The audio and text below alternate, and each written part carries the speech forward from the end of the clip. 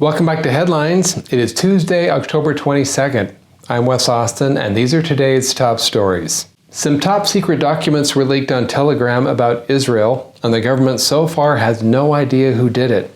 McDonald's came out with a statement about Kamala Harris working there that basically amounts to a no comment. Nathan Wade admitted to multiple White House meetings during the Trump Georgia probe, and Kamala's town hall gets off to an embarrassing start. Top secret U.S. intelligence documents were leaked that detailed Israel's military plans against Iran. The documents, which appeared on Telegram, contained intelligence regarding Israel's military preparations following Iran's October missile attack. It would have been a lot more interesting if this leak would have happened on OnlyFans, don't you think? Both the Department of Defense and the FBI are investigating the leak, which means we obviously don't want to know what happened. The tricky part is figuring out whether we wanted this leak or whether we didn't want the leak. So hopefully the CIA will get back to them soon. In the meantime, I thought I'd spend a few minutes and try to help out. So I went ahead and did a Google search on Pentagon Iran spy, and this was one of the top results.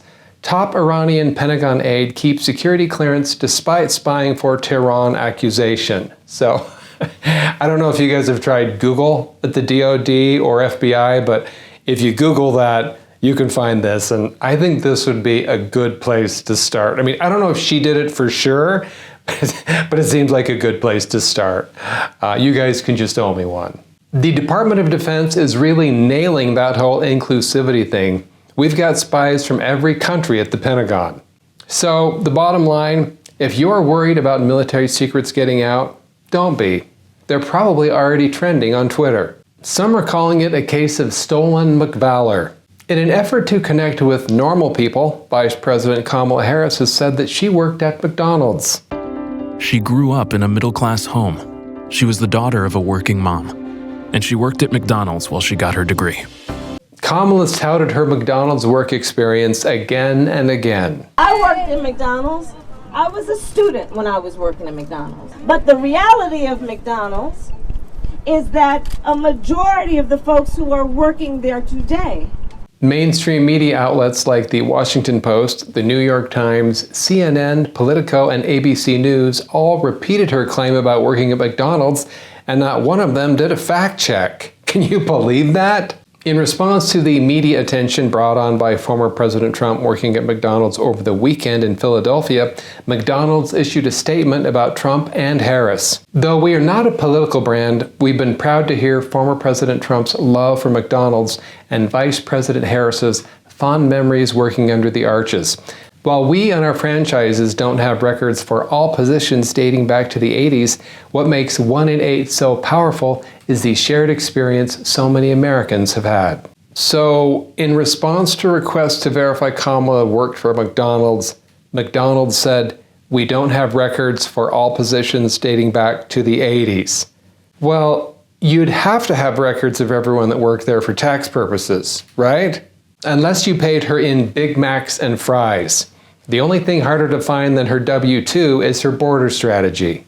Kamala claims that she worked at McDonald's in the 80s, but McDonald's can't confirm it. Sounds like she worked for the McMafia on the cash-only payroll. If it's a meeting with the White House, Nathan Wade has the memory of a goldfish. 8 hours in, and he's like, "What's my name again?" Nathan Wade admitted to meeting with White House staff during the Trump Georgia election probe, according to a recently released transcript from the House Judiciary Committee interview.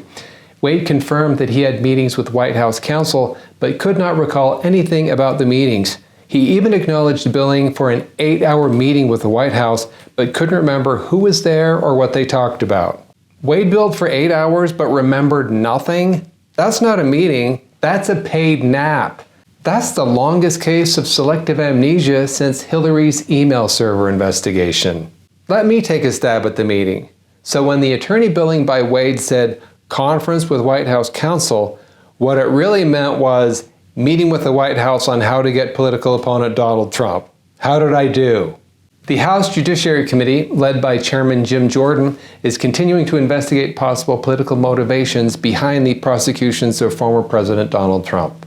So what have we learned today?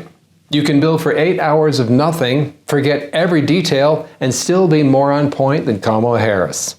On Monday, at a Michigan town hall event for Kamala Harris, a woman asked journalist Maria Shriver if attendees would be able to ask questions. This was her answer.